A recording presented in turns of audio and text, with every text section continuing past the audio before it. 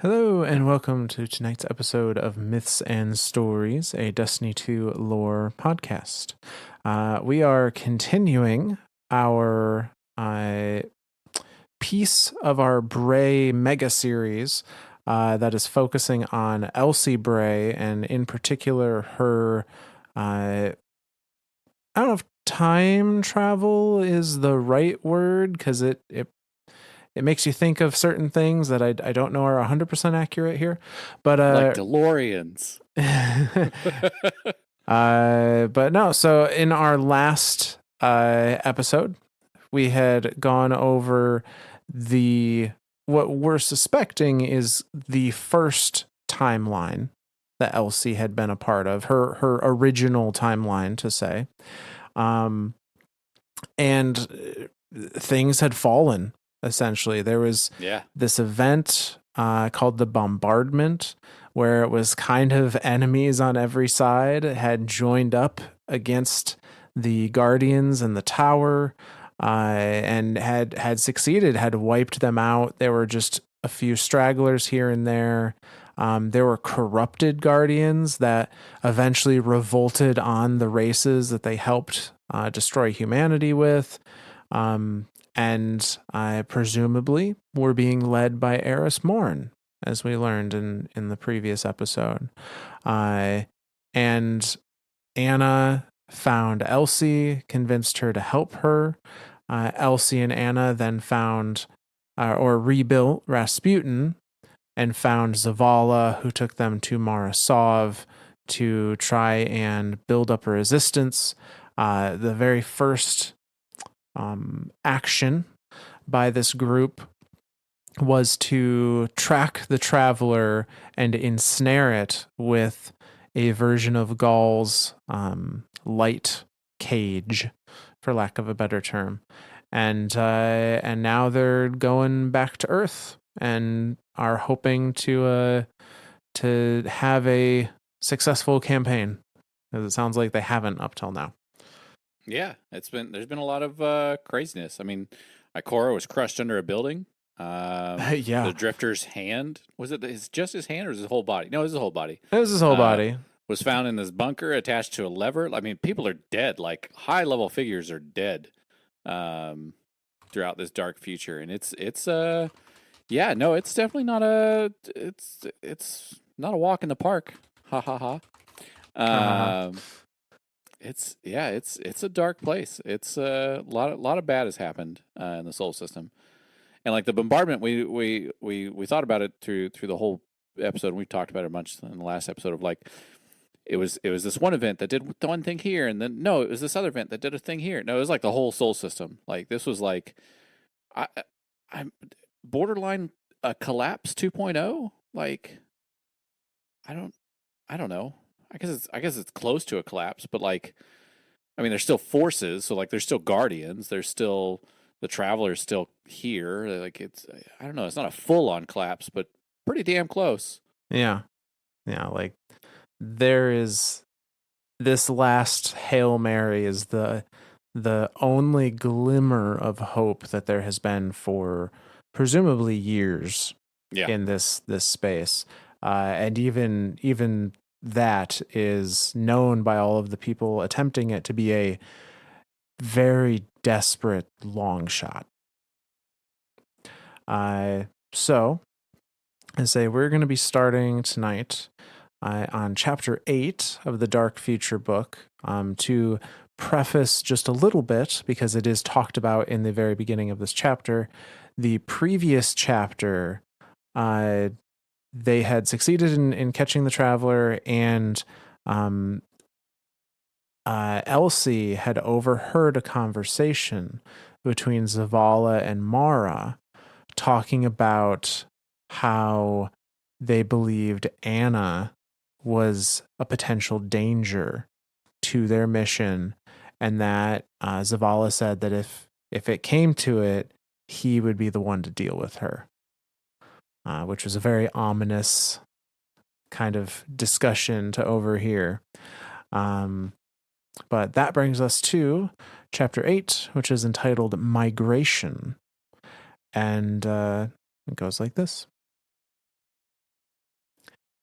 I heard you the other day, I say, barging into Zavala's quarters.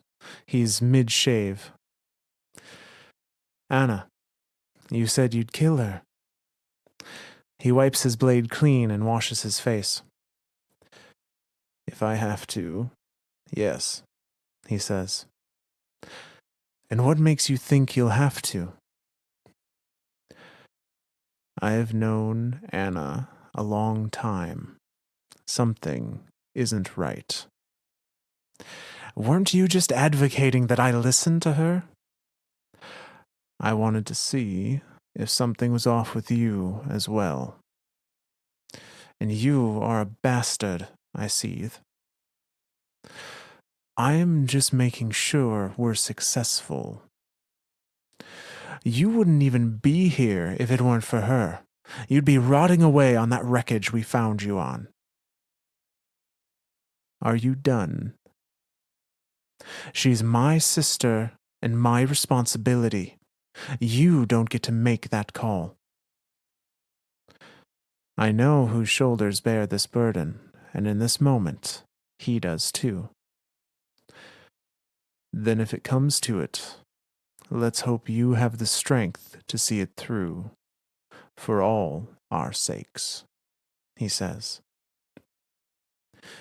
The Leviathan is quiet, not the atmosphere of a rallied army charging headfirst onto victory. This feels like a death march.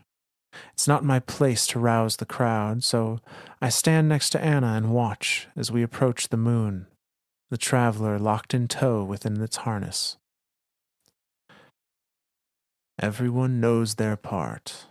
I would like to say that I will see you all again on the other side, but we know that isn't true. That's not why we are here. We are here to stop Eris Morn at all costs, Zavala says. He and Mara exchange a glance and a nod. He walks past us without another word, past the Cabal and the Fallen. I guess he doesn't like goodbyes either. We have arrived. Ready yourselves, the Queen's orders. Make no mistake, Eris will die this day. We rush into the dropships, leaving Rasputin to pilot the Leviathan. I join Anna and Mara on our journey to the surface.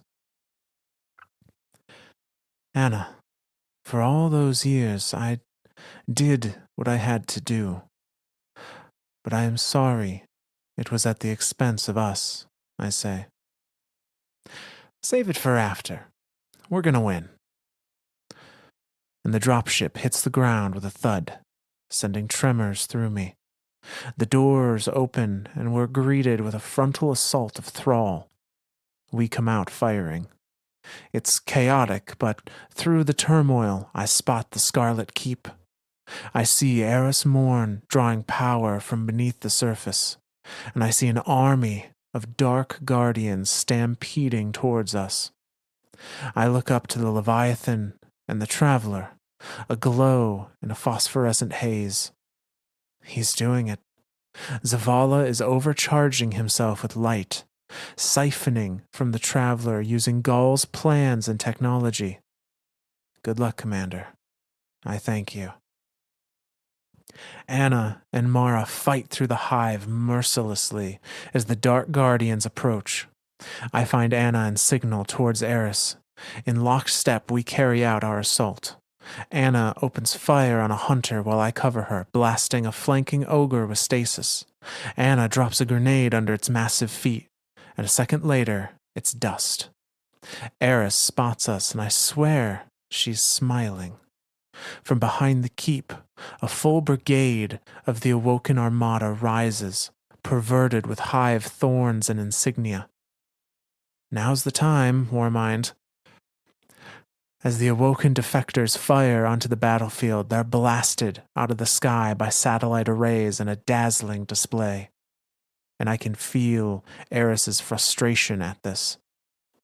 Then I see her, shrouded in darkness, performing a summoning ritual. A singular beam of blinding light, tears through the black sky with the velocity of a shooting star, headed straight from the Scarlet Keep. Give him hell, Commander. He collides with the structure so precisely that he only creates a small fissure, and after a moment, an explosion, bright and disastrous, completely levels the keep to rubble. We hear a deafening scream throughout the field that could only be Savathun. Mara races to us. The witch is weakened. We strike now. Eris is regaining her footing as we close in. All of my detractors in one place.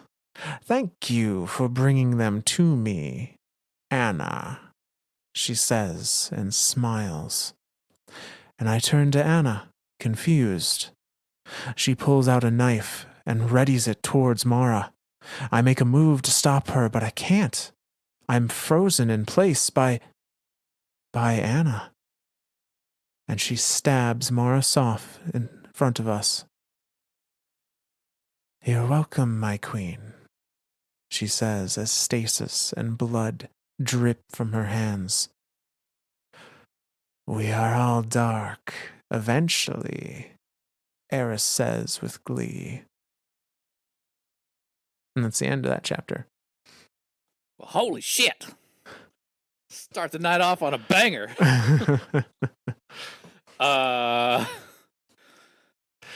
WTF, first off. Second off, man, there's a lot of cool ass shit in this one. I know. Like, man, to think of like this massive battle, right? Like on the surface of the moon, you know, the Scarlet Keep, like this Eris just sitting up top there, just, you know, wielding all of her darkness stuff, and then like this horde of like thrall and acolyte and guardian, dark guardian and knights all coming out, and then apparently perverted awoken defectors. Like there's all manner of stuff on Eris's side. Then on the other side, there's, you know, Anna, Mara, Elsie, Zavala sitting up top above everything, just like sucking in light, like getting ready to do the greatest thunder crash that the world has ever seen. Like, that's Missile Titan across the world. Yeah, no, this, like, dude, this was shaping up to be just the most baddest scene ever. And then what the fuck? So apparently Anna's been lying to us this whole time. Just a bit, yep. Us being Elsie. And she already knows of stasis and has known of it, and apparently pretty well versed in it, enough to conjure a stasis knife and stab Mara and freeze Elsie in place. Apparently has been working with under Eris this whole time, and yeah, so seems like a bad day for the sisters. It does, just a bit. So yeah, she's been a double agent, and this whole journey of collecting Rasputin and Zavala and Mara and all this has just been to put all of the enemies in one place. Subterfuge. And in spite of Zavala's amazing thunder crash that leveled the Scarlet Keep. Tell me that wasn't the greatest thunder crash in the history of thunder crashes. That's pretty cool. I'm gonna bet he cheated and bubble tightened right underneath it too, didn't this guy. Well, one way or another, it sounds like he reached Savathun. So that was going to be my next question. Like, as far as that's concerned, did he kill Savathun there? Like in this particular future? I don't know, because Mara says the witch is weakened, and I don't know if she means Savathun or if she means Eris, because she called Eris the true witch queen. The true witch queen. Yeah. So it could be that Savathun has died, and that is weakened Eris, like the bond to darkness, like the connection there. Yeah, yeah. But not 100% clear. Yeah. I was gonna say that, like, another high level VIP dead in this future. Like, yeah. I mean, Mara Sov is now dead. Like, there's a lot of dead VIPs in this future. This future doesn't seem good at all. Not so much. not so much. So that brings us to the final chapter of the Dark Future lore book, which is chapter 9, titled The Return. And this one goes like this. What have you done? I scream as Morosov's body drops lifelessly to the ground. Elsie, listen to me. This was necessary. The darkness cannot thrive while believers of the light remain. There's a world beyond this conflict, though. Let's go there, together, Anna pleads. This is not the way, I cry and ready my stasis. Elsie, please, don't do this. You can still join us. Don't you want to be a family again? But not like this. Not through death and betrayal. Zavala was right about her, and I remember the promise I made to him. I forgive you for all the years you kept me in the dark. I know you were just trying to protect me. Forget all of that. Forget the past. We can start over. Let me protect you now, she says with such sincerity that I know she's too far gone to reason with. And the look on Anna's face tells me she knows where I've landed. She's genuinely hurt, gritting her teeth to stop herself from crying. I try to raise my hand to blast her, but she's already on the move. Anna attacks and stabs me in the side, disconnecting core components. My left arm goes limp, and I look to see Eris summoning a portal. The Vex come flooding through. Our army of Cabal and Fallen are being eviscerated. Vex Hydras swarm the Leviathan and open fire. And if I could cry, I would. We lost. Again. And suddenly Eris stands above me with a twisted grin. Do you see what the path of the self-righteous yields? You call it protection, but all Anna felt was abandonment.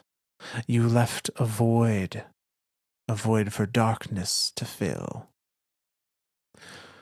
You have bigger problems, I say, looking to the sky, and a piercing noise emanates from the traveler.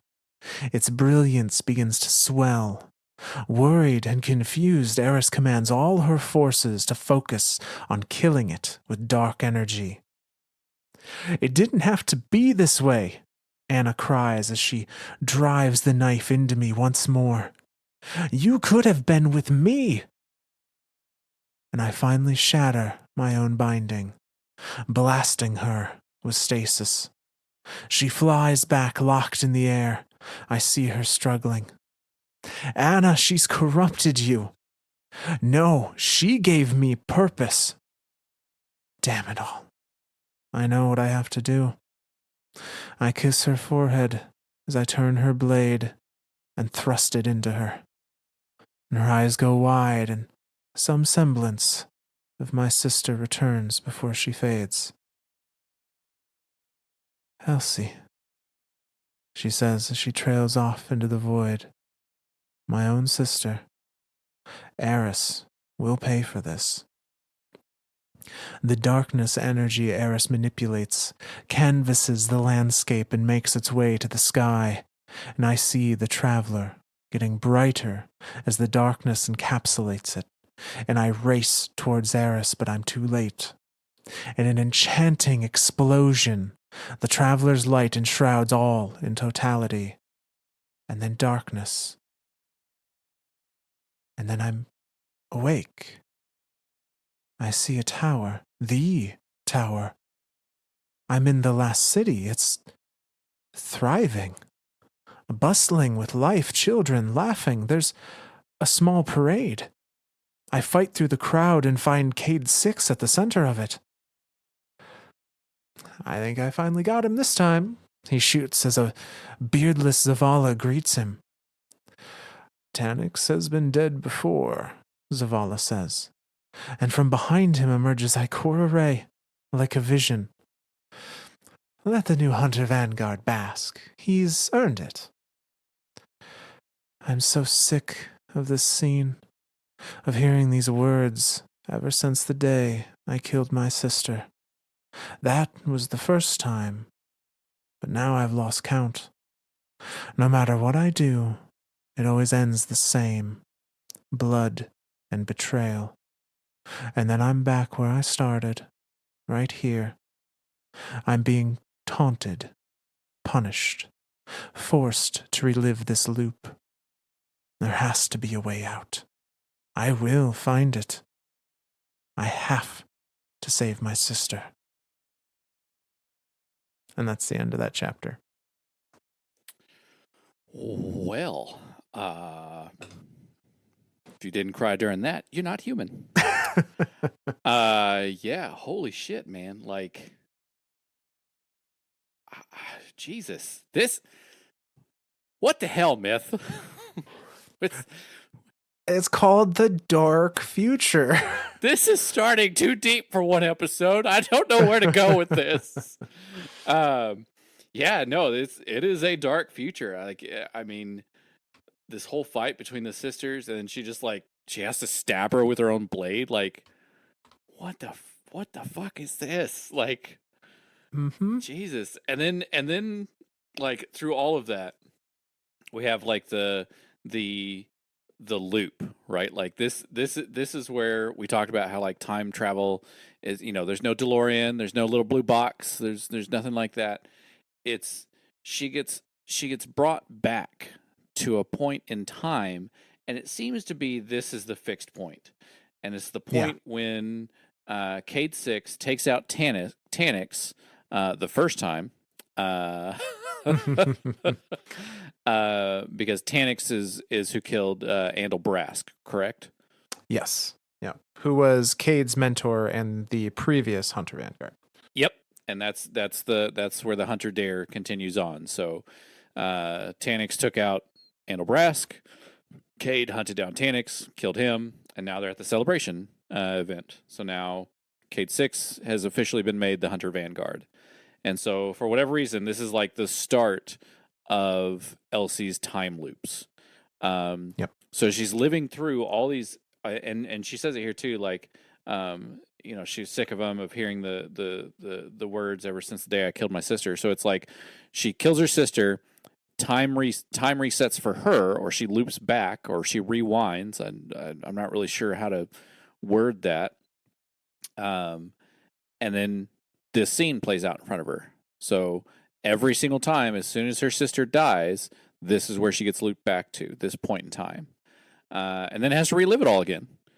And every time she's gone through each one of these different dark futures, like this whole book, The Dark Future, this was just one version of what has happened.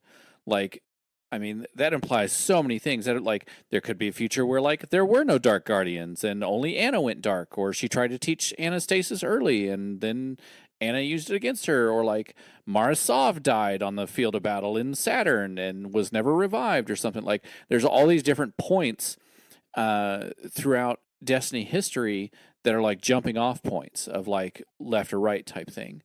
And so it's and because of that, there's an infinite number of these timelines that Elsie has had to live through over and over again. And then, of course, at the end of it, she says, "I have to save my sister."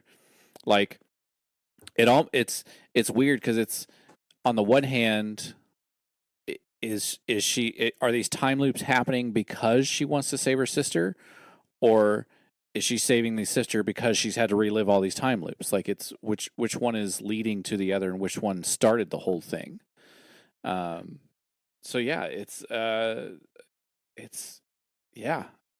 where do we go from here, Myth? Like this brings up more questions than it does answers about Elsie. So it does. Where do we go from here? Well, I think lingering on that chapter for another moment, it's worth asking the question: how does she do it? What is causing this loop? This Groundhog's Day? Yeah. And there's Groundhog two lifetime. Oh my possibilities. God, dude, Yeah, right. that's a long time because like presumably this isn't just like a few years she's reliving. Like this could No. be like a couple hundred years she's reliving. Yeah, I mean, we don't know how long Cade was the Hunter Vanguard before our Guardian came around, and it's been at Right. least 10 years since then. Jesus. Well, 9 and change. Um, but so it's interesting because the final thing that she sees in that scene, the presumably the first timeline, that started her looping, is the Traveler exploding, kind of, with whatever this grand, final act of the Traveler was going to be.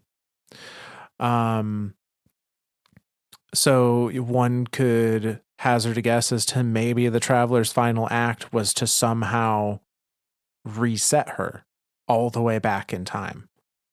Oh, like it's not her doing the time loop; it's the Traveler. Right. Ooh, Like, that's an interesting thought.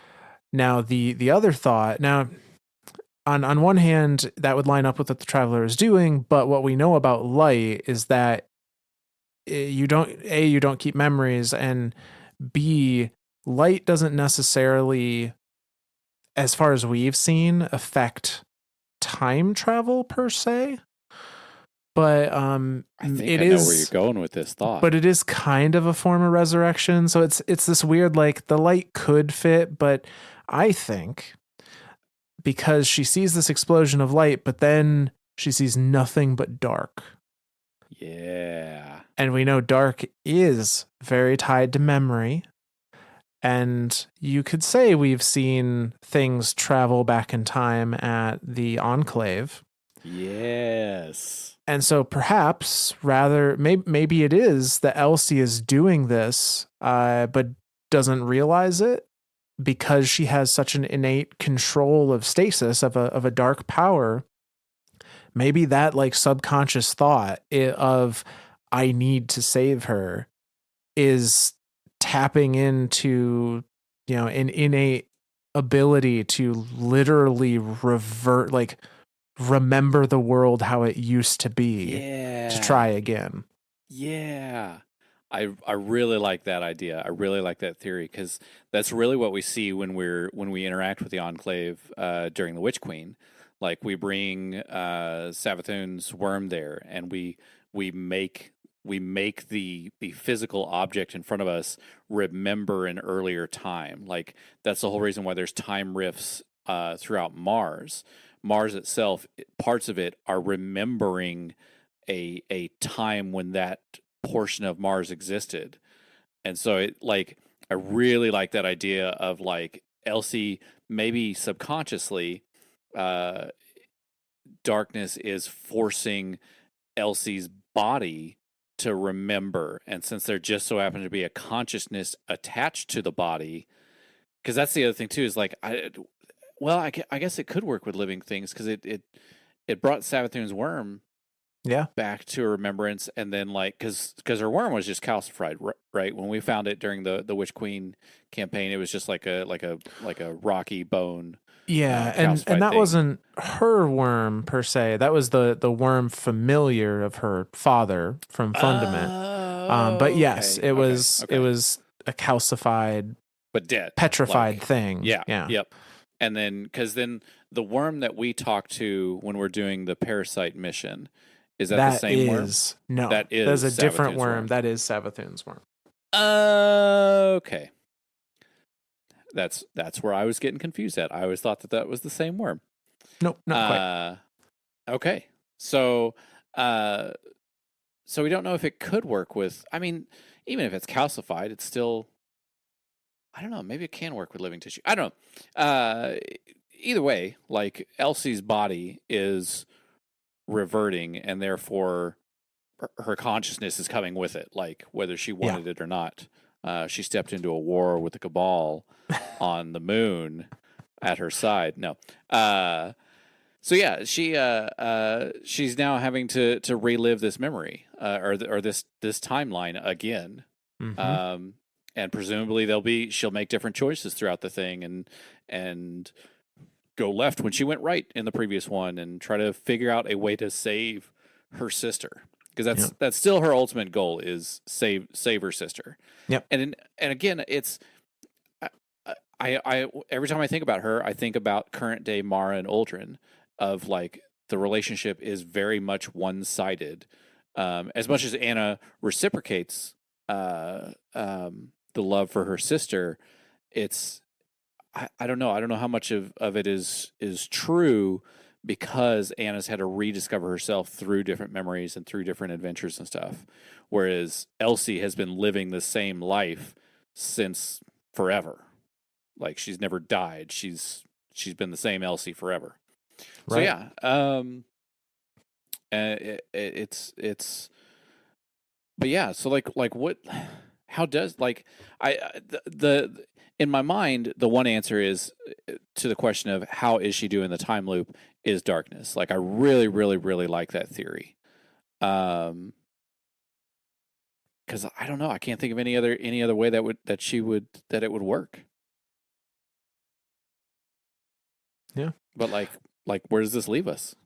Well, say I think what our next step as we explore Elsie's travels at this point is to see what some of the lore cards that describe a few of her trips through the timelines, and kind of her thoughts and her process on how she moves forward with those.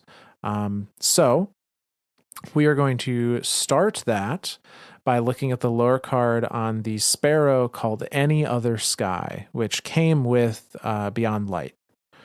And so this one goes like this. I'm back at the start. It's always confusing, even on my third, or is this fourth time around? There's Cade 6, Zavala, Ikora, the parade, but I can't waste time here. Too many lost moments. I need to find... Who? Damn it. Think. Was it Anna? No. Who? Or is it what? I'm so disorientated. I remember pieces of my past attempts, but not every detail. There has to be something I can do to make the refresh easier. Maybe new gear or tech. If my family's legacy has anything to offer, it's technological advancement. When I wake up, I need something familiar to ground me, something I can carry back with me. It could be small. I need to think ahead, plan more. Even though I seem to have an endless supply of it, time is still a precious commodity. The more time squandered, the more likely I am to repeat the mistakes of past attempts. I do remember trying to warn the Vanguard. They had regarded me as a doomsayer and had promptly removed me from the tower. I'm sure I sounded like a raving lunatic at the time. By the time I was proven right, it was too late. Eris had been corrupted, and, like always, Drifter had lost his hopeless pursuit. No one believed me. No one trusted me. I need to stick to the shadows for now. Something is happening around this time that's preventing me from making a discernible impact. Somewhere, there is the key to stopping this. I will find it. I've been given an opportunity to right the wrongs of this world. Instead of hurtling headfirst without a plan, I'll stock up. This time I'm going to focus on making the next cycle better. Let's call this one a wash. I'll save you next time, Anna. I promise. And that's the end of that lore card. I mean, even there, like, she's already planning, like, she already knows she's gonna have to kill Anna in this one. Like, that's such a that's shit. That fucking sucks, man. Like, that's all there is to say about that. But like, I mean, at least she's trying to like get some type of positivity out of it. Like, I know that in this timeline, I'm probably not going to succeed. So what can I do to help future timeline me's work better, or get to a solution faster, or do something differently to try to break the cycle? And it's that thought now that like there's something she can do to help break this loop, and maybe there is. Yeah. Hell, I don't know. We don't even understand truly how it works. Like, uh, so yeah, it's and I do like the kind of like, I don't know. It's like a two-part thought on her. Like, one, she's like, who am I here to find? No, wait, what am I here to find? And it's kind of like two things. And the one timeline, like we know this as the player guardian, the one timeline where it changes, where hopefully, I mean, we're still kind of in the timeline, um, that shit doesn't hit the fan, is the timeline where she meets us, where she sees us at the moon in D1 and follows us, tells us to come to Venus, sends us to the Black Garden, and says that's the ultimate thing. Like, take care of that, since you seem to be whatever you are. You seem to be VIP 2014. You take care of that, and then see if that changed it. So it's like the thought that she's like, and then the other half of that of like the what, like, oh well, let me go find some gear, some tech or something. Let's start with the Brave facilities. We'll go through those and we'll start stocking up on stuff. So it's it's it's it's interesting to me to see her try to plan this stuff out, knowing that she's going to get reset, and I don't know. It seems like she's so sure that because of whatever, um, that this timeline's a wash, and so it's almost like a getting used to it type thing. Yeah. Like it's happened so many times now that she's just like, I'm gonna take a break on this one. We'll go ahead and kill my sister and get it over with and reset. But on the way there, we're gonna do some stockpiling. It's like a save point in a video game, right? Like Kinda, yeah. you're gonna beat the final boss, and the final boss just leads you to the end credits, but the end credits don't do anything. It just sits you at a black screen saying the end, and so you're like, well, I didn't want to do it that way, and so then you just reload the last save before the final boss, and you're like, okay, I'm gonna go level some summons now and do it this way. Yeah, that's kind of what it feels like in this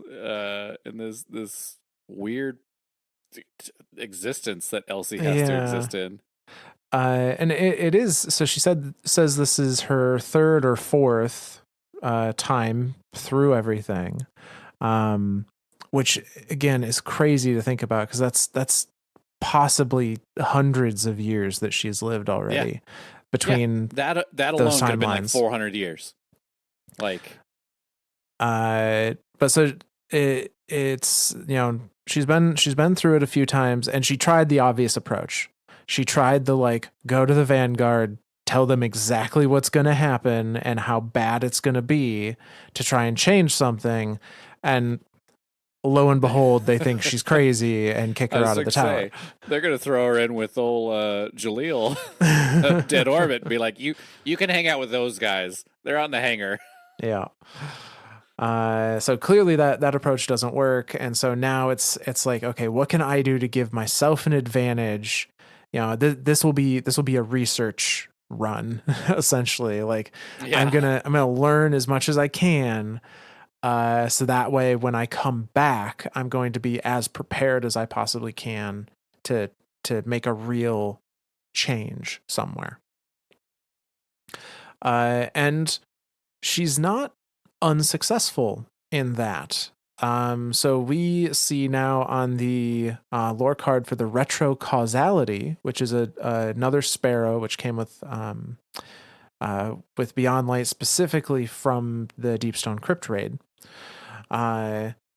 We see some of the fruits of her labors there on a different run through the timeline. So this one goes like this. I'm not sure I can do this anymore, I say to her, weary and drained. It took so much convincing to get her to believe me. I can hardly make eye contact, so I study the intricate stitching on her robe instead. From what you've told me, I don't believe you have a choice, she replies earnestly. But your path isn't as predetermined as it seems. I'm here now, after all. And it feels like a gift to have her standing beside me this time, to hear her voice finally, soft and reassuring. You're making a difference, she continues. Little by little, this is a battle of attrition, and you're chipping away until you find the core, the heart, the event that you can prevent. You don't know what this is like, I say and break down, putting my head in my hands. Every mistake costs years that I have to see through. And I believe you have the strength to do it, Elsie. If you alone are caught in this, then it's you alone who will break the cycle. And I look up to meet her eyes, and there is a fire behind them, a fervor that fills me with hope. This is your charge. You are in control. I have nothing but faith in you. She places her hand on my shoulder, and that familiar feeling of warmth returns. Thank you. I'm ready now. Then it's time we pay Eris a visit, she says firmly before stopping me. Just out of curiosity, how many times is this for you? 7, I say. Perhaps this is the one, Ikora says with such optimism, I almost believe her. But it's not. We're all dead within a week, and now she'll never remember me or how close we grew. But I will carry her words with me until my mission is complete. And that's the end of that lore card. It's God, it's very much like these the way like it's more akin to Groundhog Day. It really is, of like the, like, how do you get people to trust you and understand that you've lived this portion before, and then to finally get to a point and be like, okay, now they finally trust me. Now let's see if we can continue out. And a week later, we're all dead. Fuck, reset. Yeah. Like it's and then trying to remember, like, and the line she talks about where it's like, each one of these recesses is costing me years, because it's like she could have followed this. She has to follow to even see what different possibilities lie beyond that moment. She has to live through the exact same timeline and make the exact same choices the entire time just to get to that point. And then to get to that point and try to make a different choice. And then to remember that that's the timeline that she made that particular choice in. Mm-hmm. God, that's a that fucking sucks, man. My poor little squirrel brain, like, first choice would have been like, oh, what's that? You want to go ride bikes? Sweet, let's go. Like, that's tough, man. Like, to have to try to remember exactly every single moment across multiple hundreds of time. Like, oh my gosh, I couldn't. No. Yeah, and it could be as simple as saying a specific thing in a conversation that leads you to gain someone's trust versus them not trusting you. Like, she doesn't even know what the thing that she's supposed to be turning left in front. Like, right. She doesn't know what the choice is that is different. So obviously she, at the point in that reading, she's already getting like, I've been through the 7 times, I've lived 7 lifetimes, and it finally, I've made a change. Ikora is here believing what I'm telling her. I've succeeded in doing something major, and then it all falls apart. But it shows that she can make significant changes, even if they haven't panned out yet. And it's either Ikora or Anna that says it's a battle of attrition, where it's like it's little by little, every little bit, that every little step that she can make in a positive direction is going to help with the ultimate goal. Now it's gonna be that, like, one tiny step forward, 1,000 steps backwards, but it's still something. Like even the knowledge gained from that tiny step forward is still something that can be used on the next playthrough. It's like a roguelite, right? Like that's Yeah. Yeah, it really it's is. and Elsie's life is very similar to a video game, and it just sucks that she has to live through it so many times. So, I she kind of comes to something of a conclusion as to at least what one of the events that she needs to change is. And we see that in the No Love Lost Ghost Shell, which I believe is also from the Deepstone Crypt raid. I think you're right. I think that's the one where you find all the Yeah, I collectibles, think go I think through. it's Yeah. finding all the collectibles. But this one goes like this. I'm living the definition of insanity, repeating myself over and over, hoping something will change. But I know it's coming. Blood and betrayal. I've learned not to be a fool anymore. In any other circumstance, this mission would be hopeless and I a failure. Yet every time I come to that bitter end, I see a glimmer of who she was in her eyes. And I know she's still in there. I know that if I can keep her out of this, shield her from this world, I can save her. I can stop this madness. At least that's what I tell myself these days. I thought I would grow numb going through the motions. I'm not. It's always painful. Sometimes I'm so angry at her for putting me in this position. And there are times I'd want to end it all as soon as she finds me. Take her out and turn over in my cot, hoping this is all a dream. Save us all the trouble and heartbreak.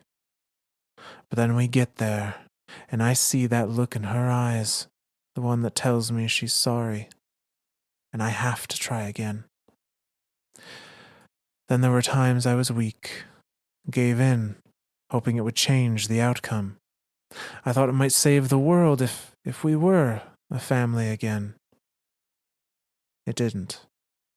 I couldn't live with the choices I'd made. Then I'm right back where I started.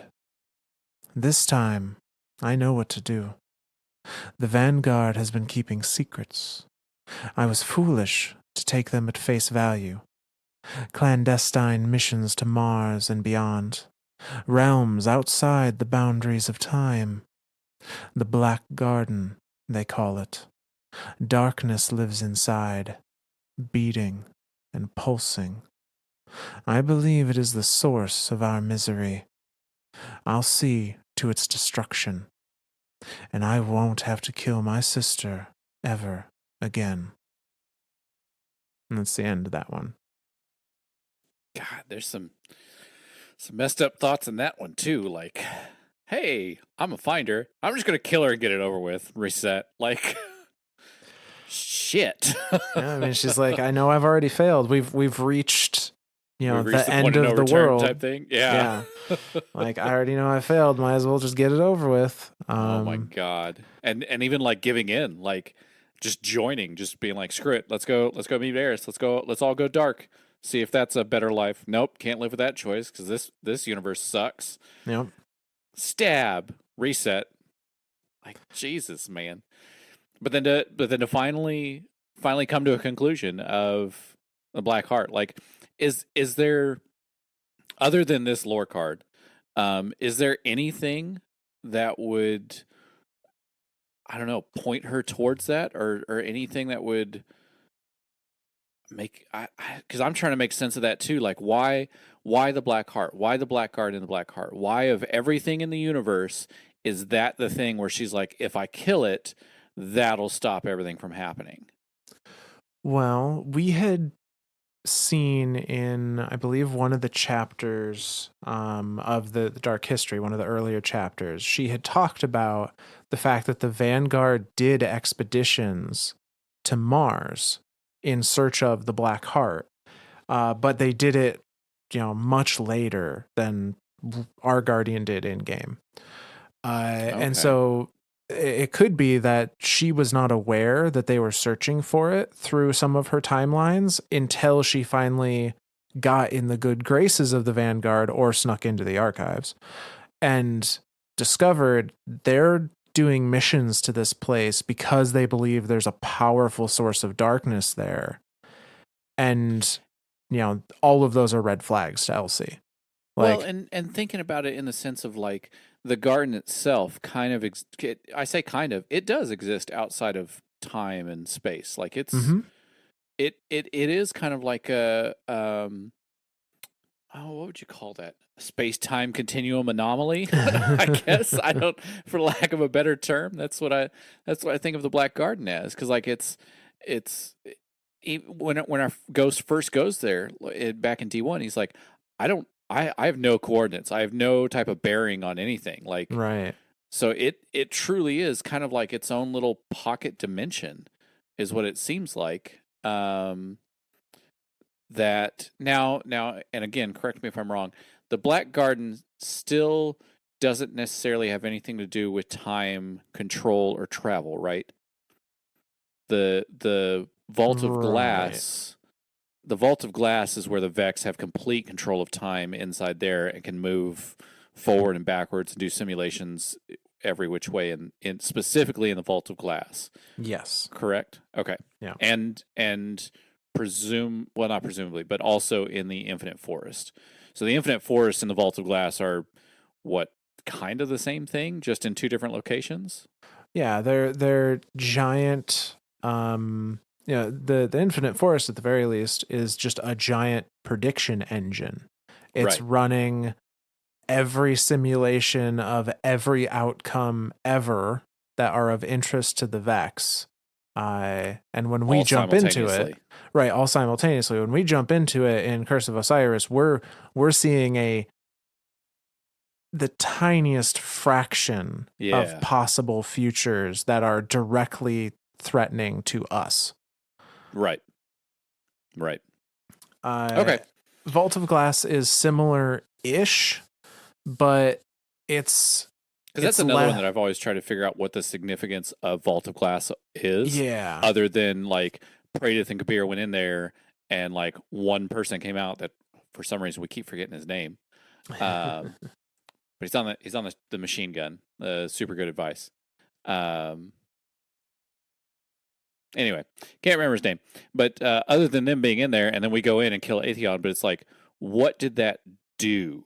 Like, to me, Atheon was just another Minotaur, just a giant ass Minotaur. Like, cool, we killed another Minotaur. We didn't kill like a hive mind. We didn't kill like a big bad baddie. I guess we did. We took out Templar, and so Templar could be, I don't know, Templar could be a bigger step than Atheon. It's just odd that he's earlier on in the raid than Atheon is, or maybe I don't know. The Vex are hard. The Vex are interesting. I think a large majority of your questioning around Vault of Glass does have answers. Probably not in the Elsie Bray episode, though. Fair enough. I'll give you that one. It's just again thinking of Elsie as a time traveler. As soon as my mind starts thinking of that, it starts thinking of, well, where is time travel relevant in the Destiny universe? One place being the Vault of Glass. Like when you're in the Vault of Glass, and this is something kind of like just like a neat little trivia thing. At the very end of it, on the Atheon fight, there's two portals you go through, and the fight before Atheon as well. One of them, everyone says it's the red room, and then the other one is the green room. And those are actually different timelines of the same room that you're in. So the room that you start in is the present, and the red one, if I'm not mistaken, is the past, and the green one is the future. Or it could be vice versa. It could be the green one is the past and the red one's the future. Like everything starts all growthy and everything, and then turns to dust eventually. But all of that is all the same room. Just you're seeing it in different timelines.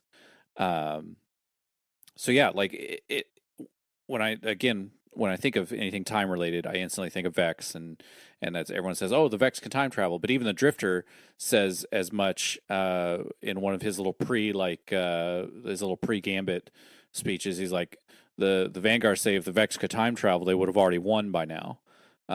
So again, even Vex don't really time travel. No. So yeah, it's and then for Elsie to look to the Black Garden and go, okay, that's where I need to start. I need to go there and deal with that threat, and that will stop this time loop. And maybe that is what it is. Maybe because she got to us as the person to go in there and again she couldn't just go in there herself. It seems like because she just has the one life to live.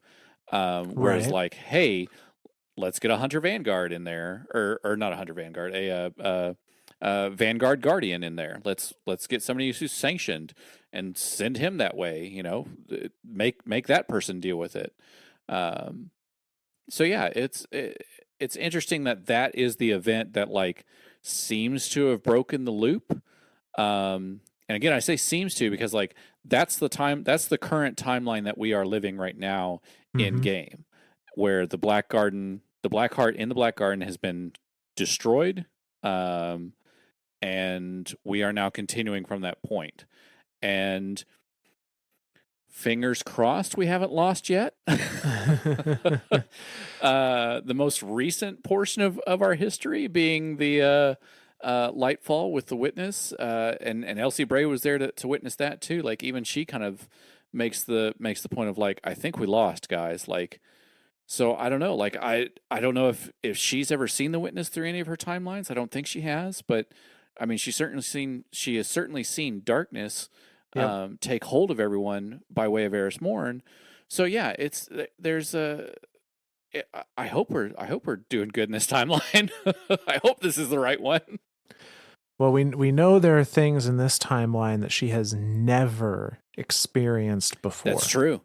It seems to be checking all the boxes because I do remember there's been several communications with her, and even during Beyond Light, there were several communications there too where she's like, where she says that exact thing where she's like, this has never happened before, so I don't. We're now officially in uncharted territory as far as timelines are concerned. So yeah. So speaking of our timeline, we have some additional information from Elsie about kind of what it feels like to go through some of these loops at a more personal level. And additionally, how a one of those experiences she never had until our timeline, in the form of a fish, helps her come to terms with how she's gonna approach this go around. So we are gonna read the little kind of diary, for lack of a better term, that comes with the Lightfall Collector's Edition. There's 3 booklets. One of them is Osiris, one of them is Keitel / Callus, and the other is Elsie. So, without further ado, this book starts like this. It was a small ship, and by hope, more than reality, a quiet one. She had intended it just for herself and perhaps Anna, if things went well this time around. Elsie could deal with the chaos that her little sister injected into her life, but today, chaos took the form of a curious ghost, not grasping the concept of keeping things in their proper place. Toki, Elsie sighed, brushing the phase couples back into their labeled bin and securing it. You cannot just rifle through my workbench. Some of this equipment is dangerous. Oh, I checked the labels very carefully, Miss Bray. The ghost poked her gleaming eye out from under a spare length of photovoltaic cloth. Capacitors, couplers, and oscillators decorated her shell in a tasteful pattern. But I needed new components, and you took apart my old shell. Because your old shell was made from unstable nanomachines, it could have eaten you. Well, perhaps, but I still can't float around. She lowered her tone to a scandalous whisper. Naked? Elsie supposed it made sense, and sighed again. Modesty shouldn't mean much to metal skin, but she still wore clothing after centuries of her own exo conversion. Many days her own presentation, her emotions, her volume, her gestures, and yes, even her clothing, was the fulcrum on which her self control pivoted. You still shouldn't have made a mess of other people's things, she finally relented. I may need these parts for repairs. I only took the broken things. Toki spun in front of a porthole, admiring her reflection. You don't seem the type to collect broken things, so I figured they were fair game. Elsie prepared to double down, but her train of thought derailed as she looked up to her surreal alien passenger slithering its way through the compartment. Cutting through the air with a beta fish's grace, the alien examined Toki's scrap and parts with 6 glittering eyes. Elsie felt wonder and discomfort creep into her as she watched. The alien, the fish, for lack of a better word, had lived alone on that abandoned Ishtar space station beyond Uranus for who knew how long, before Toki found it, and Elsie in time discovered Toki. Elsie assumed a human had brought the fish. After all, the station had shown signs of habitation in the last decade or so by someone human, or at least close enough.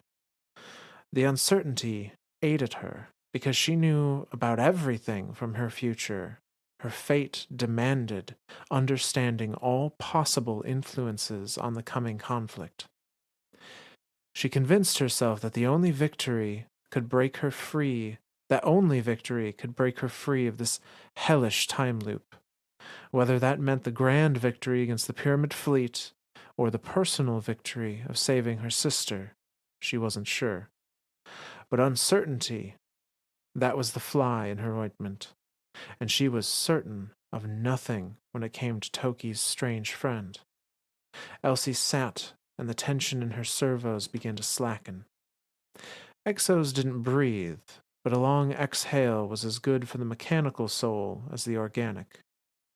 An electronic tittering brought her back into the moment. Toki swiped her fins up, and the eel-like alien followed her movements, turning a loop in the air. The ghost swept her gaze back and forth, and again the creature followed, rolling left and then right, and then suddenly a thought occurred to Elsie. Toki, did you teach our friend these tricks? Toki turned a barrel roll and laughed as her companion followed. Oh no, it just knew all this when I found it.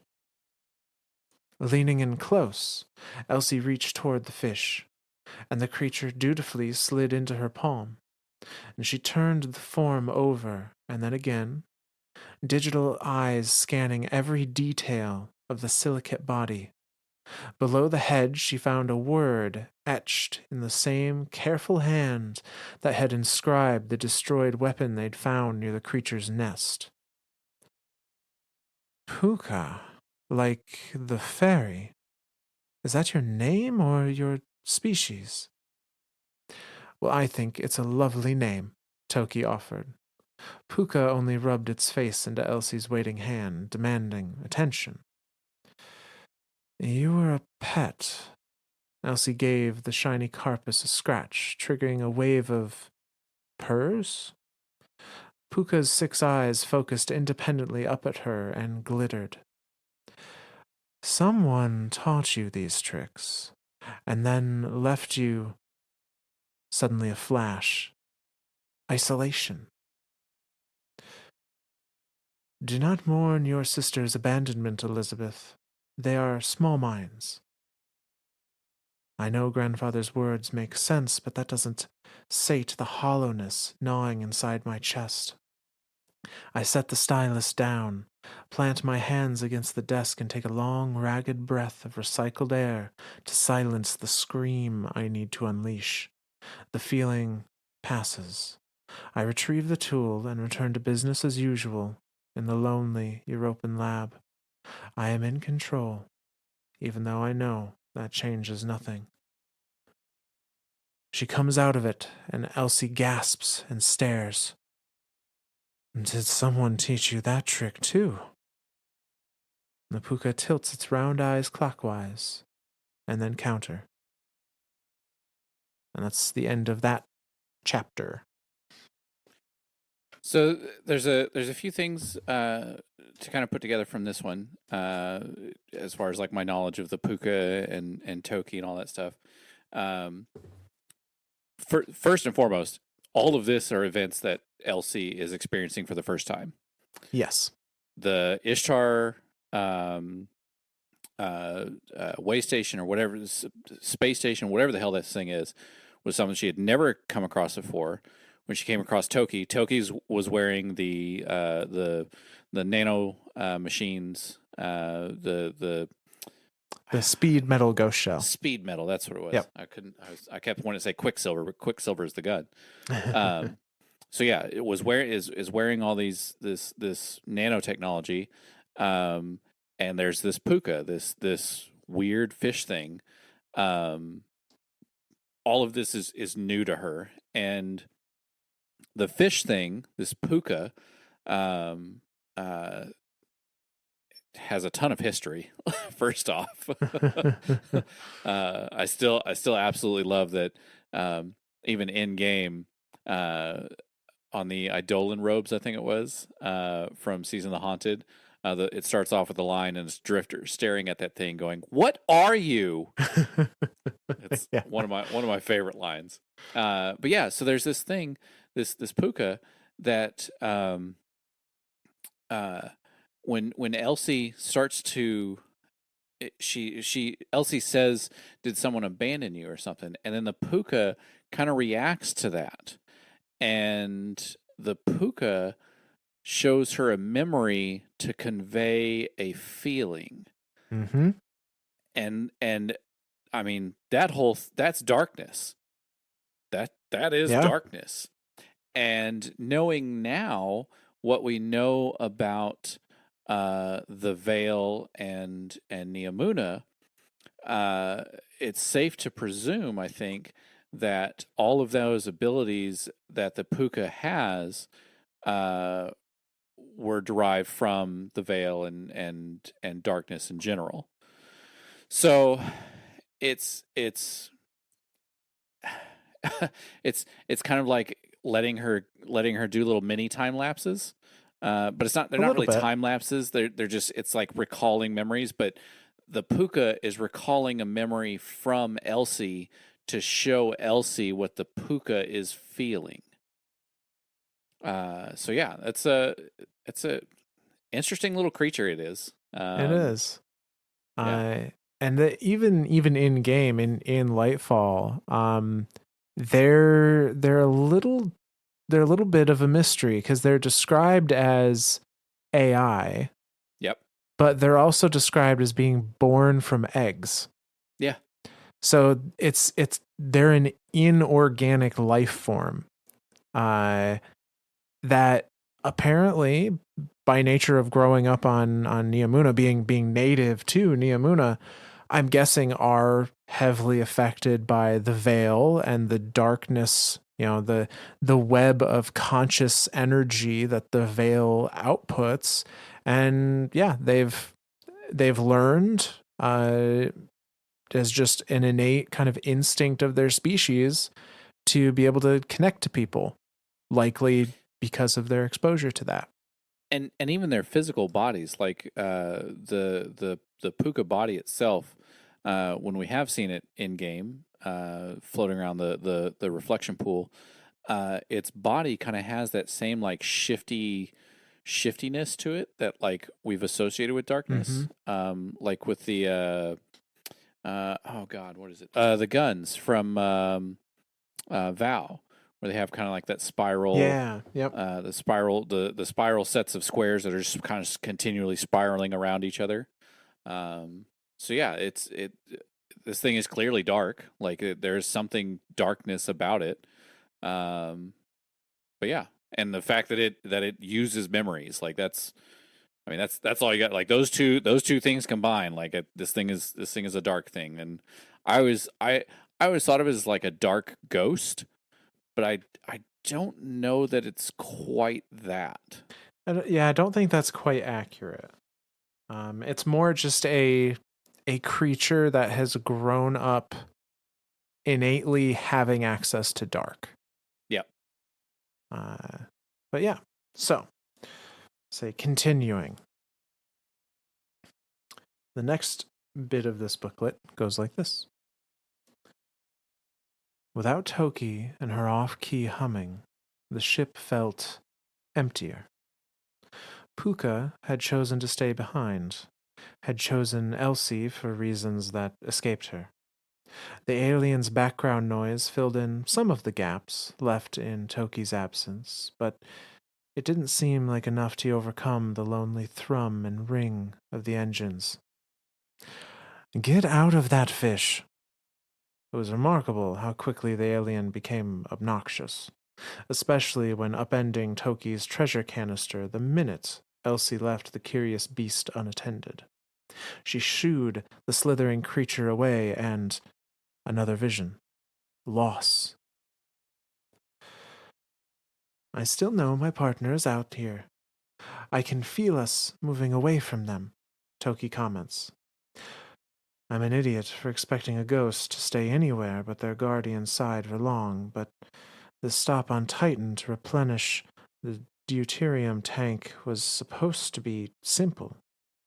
Toki's goodbye blindsides.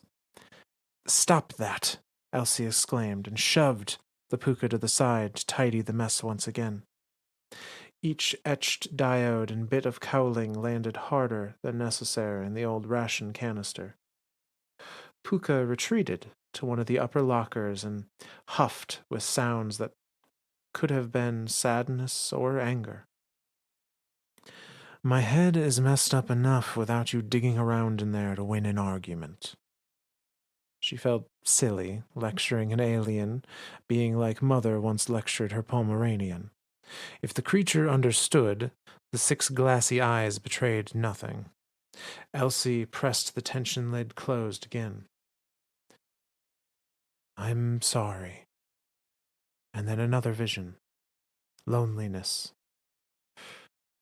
You can make jewelry with them, or give them to friends? Toki, I don't want your garbage. I don't want you to feel bad. Where I'm going will be very dangerous. You leaving is the best for both of us. I understand why you need to say that, but the puka chirped, now pushing into Elsie's hands, and turned its gaze back to Toki's treasure canister. A new memory. Fondness. I turn over the bolt stop in my hands again. The laser-carved loops and swirls lend the ceramic an organic grace. I'll admit it, I say. You're pretty good at this, you little troublemaker. The puka cooed and coiled. Another emotion. Guilt. Toki refuses to speak, and maybe, I realize, I deserve it this time. I come out of it. No, fish, you need to... Another emotion. Rejection. No. Il torture my filet à sous. Elsie, say it is not you. Say it is not. Say he hasn't locked you up in that walking lazarette to die. I feel my mother's horror at the sight of me, as a pressure, a stage instruction, more than emotion. And that's the end of that chapter. So not just memories, it, and I think that's a more pertinent thing. Emotion, memories tied with emotion, uh, is what this little puka is doing. It knows what the emotion. That's such an odd thing for this little puka to know the emotion that's being portrayed, to then conjure up, like, it can't talk. So then what it does is conjure up this memory to portray that same emotion and be like, this is how you're making me feel. That's such a that's so darkness. Yeah. It's so darkness that it's just, that's what it is. And it's interesting to see it work here, and to bring up these memories, and they can be as recent as, a few days ago where she left Toki on Titan, or as far back as the Golden Age. Like, the memory with her Yeah. mother was when, like, she was doing, like, her farewell tour to all of her family. Right. So that, I mean, that was hundreds of thousands of years ago. Like, yeah, this thing has no, yeah, there's no there's no limit on where this thing's going to pull a memory from. Right. Well, I think its limit is the memories of the thing it's connecting to. Oh yeah, no, absolutely. But it's also interesting to note here too, and I don't know why I never really put this together in my head, but all of this is happening Beyond Light. Yes. Because the first time we ever see the little fish is in all the Beyond Light trailers.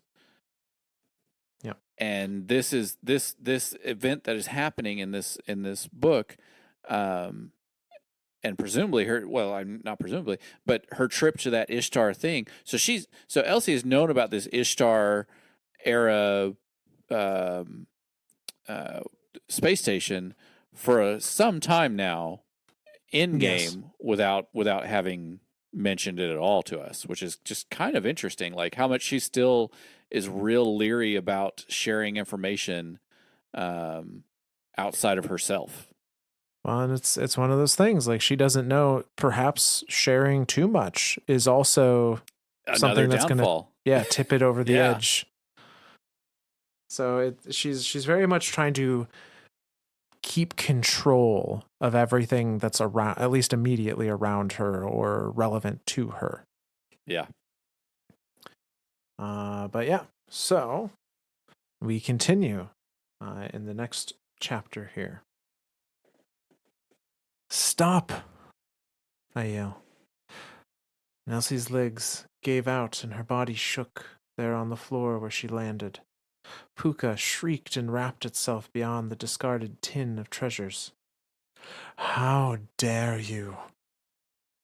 She struggled to her feet and the world spun. With 3 gentle steps, she felt her vision settle, felt the cool, firm steel of the deck beneath her, and the gentle thrum of the ship's vibration up through her ankles, her knees, and into her chest. And in the wake of peace, the sorrow bubbled up. Elsie wasn't sure how long she had cried. The dry, mechanical sobs of her inorganic frame were timeless, a mimeograph of relief.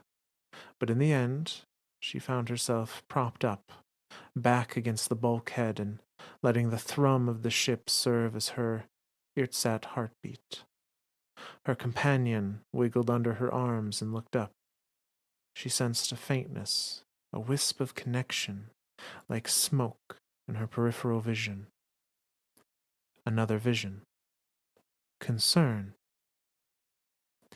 Last drops of rain pass by, but I don't notice anything beyond the ladybug toppled by the rain spout, the stillness of it, as Willa takes it in her hand.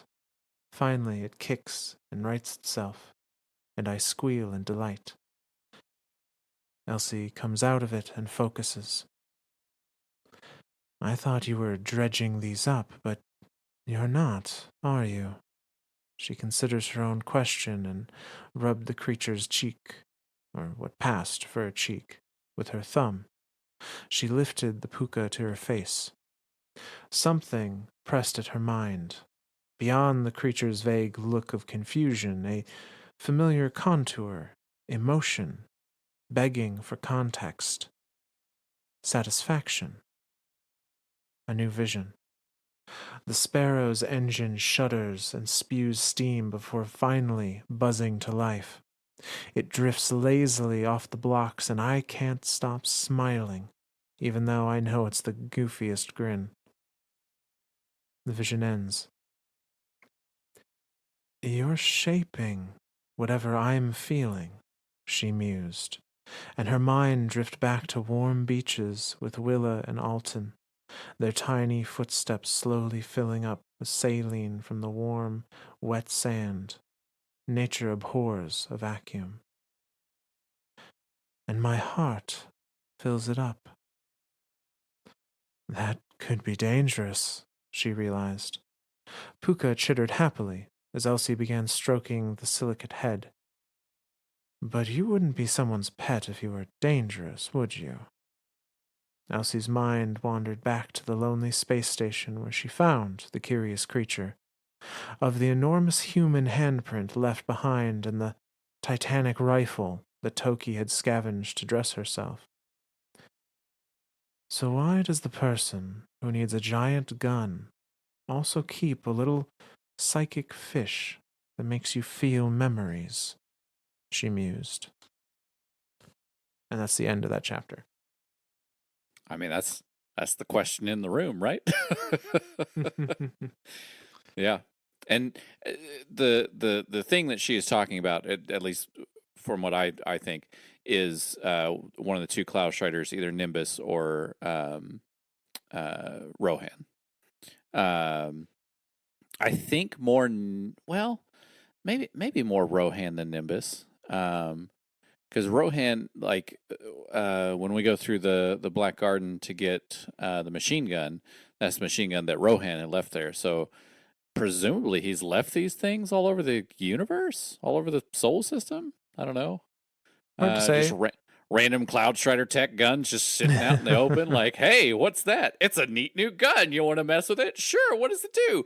It's an auto rifle until you want it to be a rocket launcher.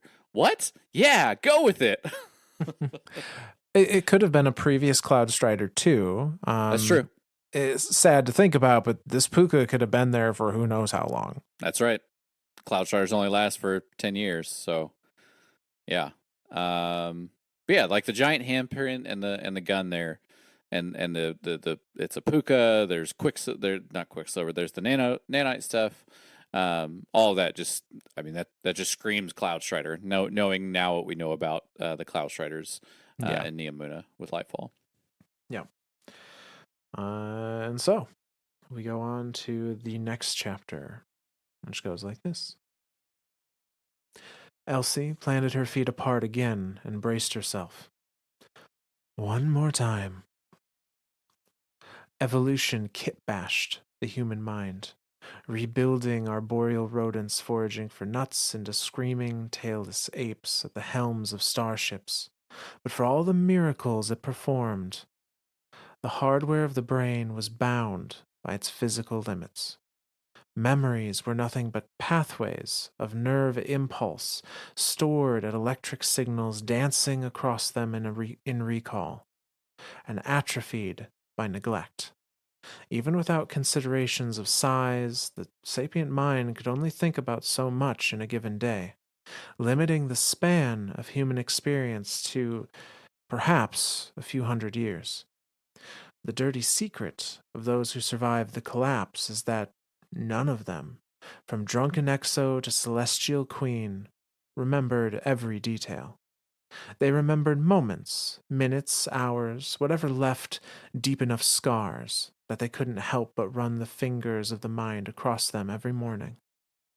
But neglect rendered everything in between, weeks, years, decades, into murky depths explored by only the bare hooks on the thinnest emotional filaments.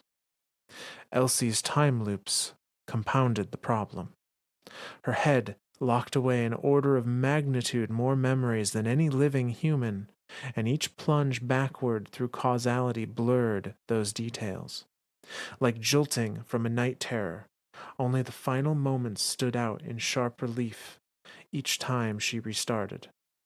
Untangling the mess of cause and effect, sorted where she went right and where she needed to change, it ate away at her precious few decades before everything collapsed and she would begin the process anew.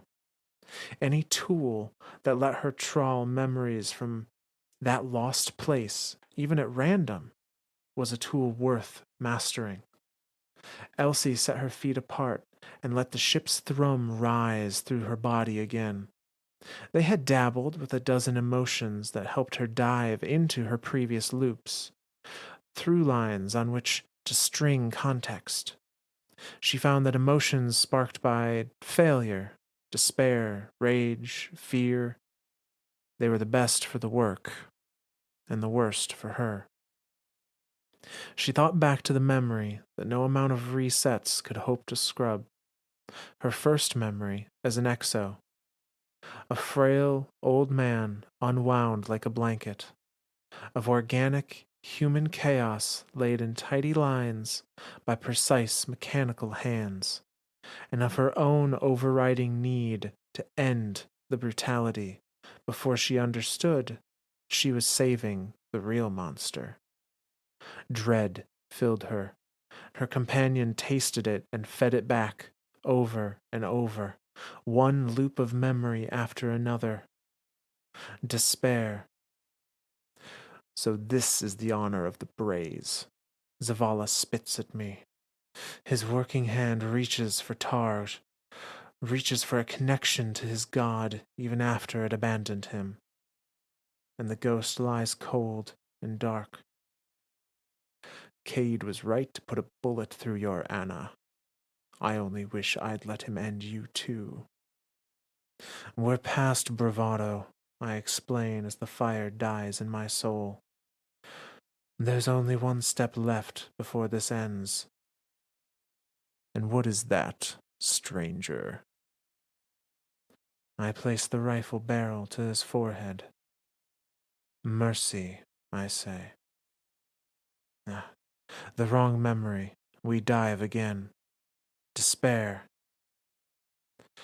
I can't let you stop this, Ikora declares with a chill that rocks even me. I feel the pulse of her void shudder in my chest, spilling fluids and triggering dozens of status alarms. Not when we're this close. No, the wrong memory again. We dive. Despair. What have you done? I scream as Morosov's body drops lifelessly to the ground. Elsie, listen to me. This was necessary. The darkness cannot thrive while believers of the light remain. There's a world beyond this conflict. Let's go there, together, Anna pleads. This is not the way, I cry and ready my stasis. Stasis. It had a name.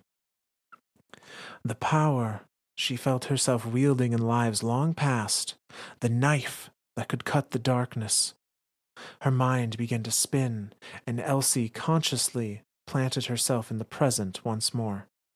Her sensors registered the hydrocarbon lubricants and distinct thiopolymers of ship life.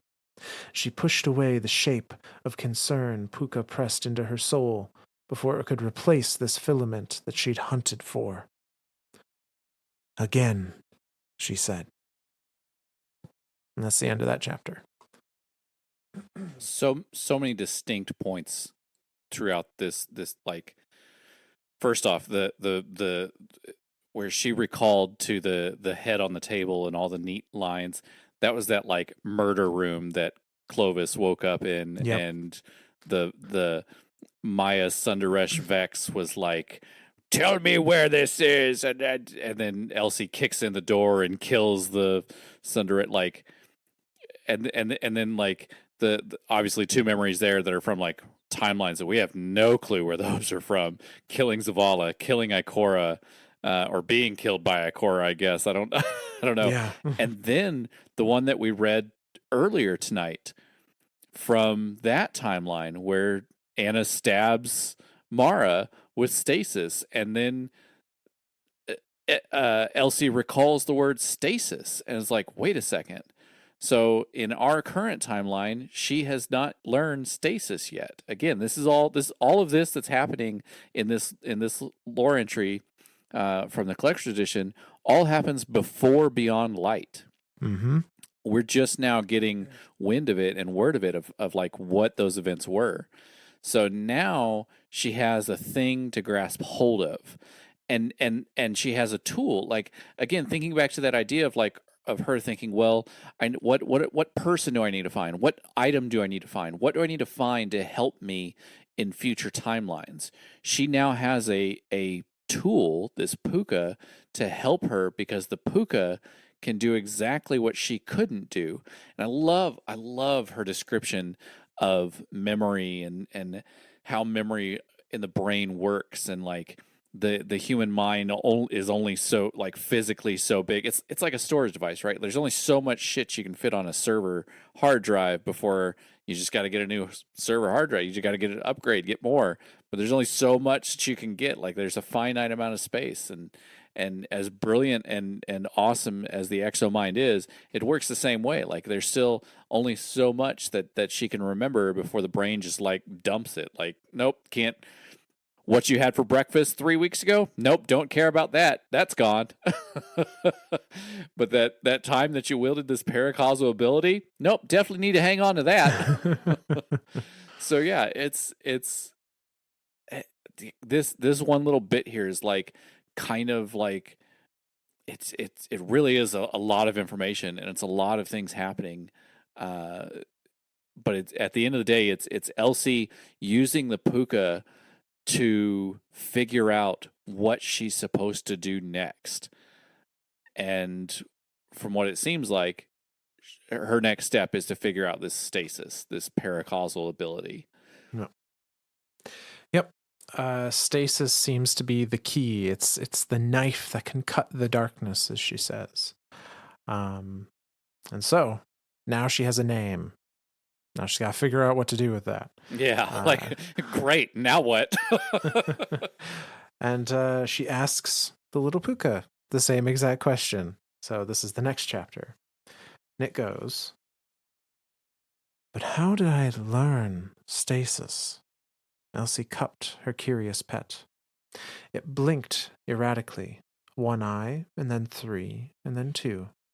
The fish wanted to help, even if it didn't understand the what or the how. Elsie tried to conjure up the feelings behind her earlier vision, the desperation and fear and loathing in the moments before killing her own sister. They brought her secrets and shames and timelines best left forgotten, but no closer to stasis. Puka slithered under her chin, clicking and cooing.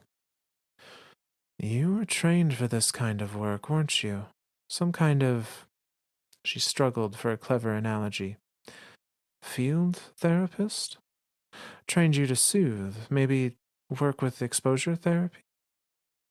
She stroked absent-mindedly at Puka's smooth body, losing herself in possibility, the way she hadn't let herself since the European think tank. Plunging people into their nightmares again and again must be nightmare. I was a fool to ever place my trust in you, Eris. The nightmare of Ariana 3 bellows. You watched the Hive unmake us one by one, and then you bowed to their god to save your own flesh. Indecision grips Eris Morn as her doubts overwhelm her. So I dig deep and focus. The bitter alkaloid sensation creeps up my throat, and I call out my stasis and drive it across the battlefield, entombing the haunting vision. Her detractor paralyzed, Eris turns back to me with a shred of control. It seems I am not the only one carrying secrets. We'll discuss it later, I promise. First, we need to get out of... Elsie jerked back to the present. The memory of bitter, inorganic salts lingered in the back of her mouth. Puka shivered against her chest, but she probed at the creature again, losing herself in the sensation. Her companion pressed the shape of the lingering flavor into her heart, and it rushed to fill the indentation. Alkaloid. I let the sensation fade and notice the acerbic tightness in my chest fade as well. Now you try. Eris breathes and then draws out a fragment of stasis from the shard. With a gesture, she redirects the energy outward, and a thin spire of crystal erupts from the lunar regolith. A quick study, I comment. It is not so dissimilar to how I control the hive magics. This stasis of yours is less refined, but considerably more overt. Elsie tried to probe the memory of sensation again, but Puka dozed quietly.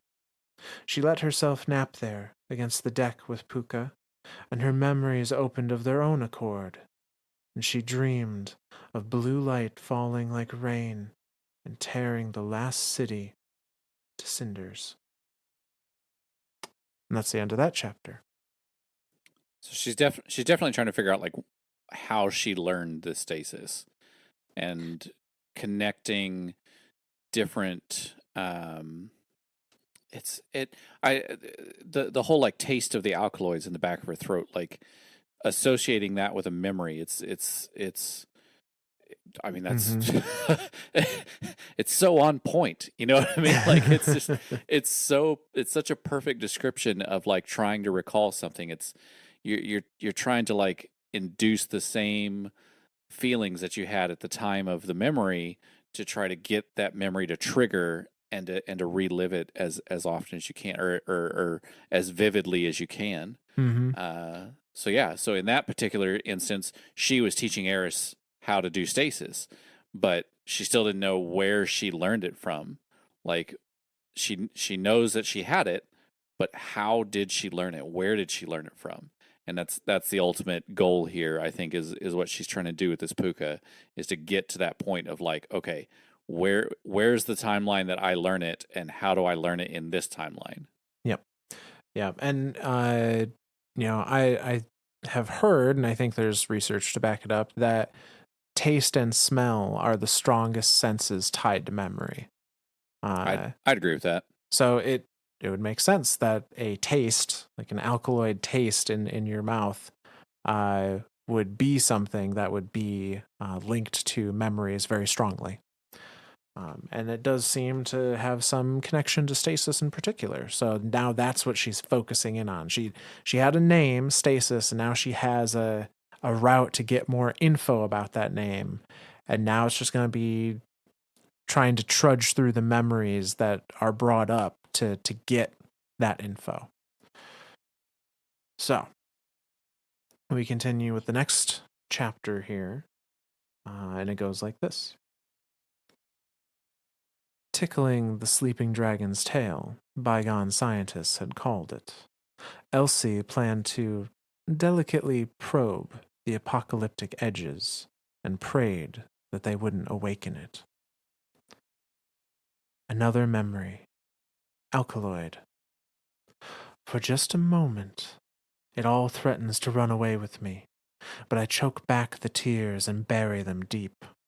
Without the cloud of emotions, blipping sideways from St. Fourteen's grenade is second nature. I whip a spike of stasis past his head and pierce Geppetto. The ghost shrieks as it falls to the ground, and Saint's attention breaks just long enough to snare him in a timeless prison. I bury it deeper. Focus. My love! Osiris charges, hurling a gout of solar to herd me left. I dive right into the flames. There is no pain, no heat, I fix my sights on this combatant's foreign shore and nothing else.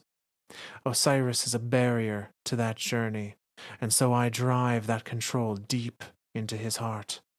I feel the stasis vibrate, clanging off the warlock's light. I bury the feeling. Focus. But the echo doesn't stop. Numb stillness tickles my fingers and toes as hoarfrost begins to consume me. I push down the misery, the isolation. Focus only. Maintain. It creeps up, and I feel the radiolaria in me seize. Not the timeline she needed, she realized. Elsie shook off the memory of an infinitely long and short decades spent in that icy prison.